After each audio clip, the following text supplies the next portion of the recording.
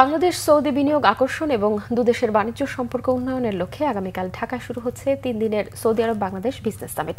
রবিবার সকালে meet the press অনুষ্ঠানে এই তথ্য জানান Saudi Arab Bangladesh chamber of commerce and industries SABCCI এর সভাপতি আশরাফুল হক চৌধুরী। তিনি জানান, গেল অর্থবছরে সৌদিতে $31 কোটি পণ্য রপ্তানি করেছে বাংলাদেশ, বিপরীতে আমদানি $170 কোটি।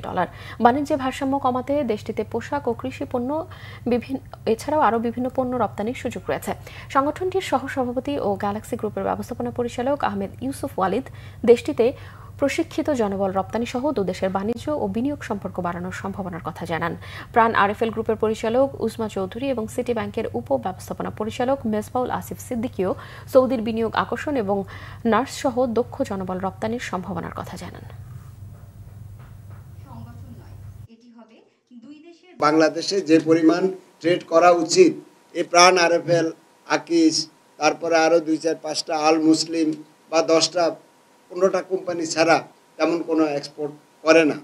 আমরা চাচ্ছি আমাদের এক্সপোর্টারেরা, আমাদের ব্যবসায়ীরা সৌদি আরবে গিয়ে ব্যবসা করুক। কলম্বাস টাইপের একটা অ্যাডভেঞ্চার তারা বাংলাদেশে আসতেছেন, ম্যাক্সিমামই প্রথমবারের মতো।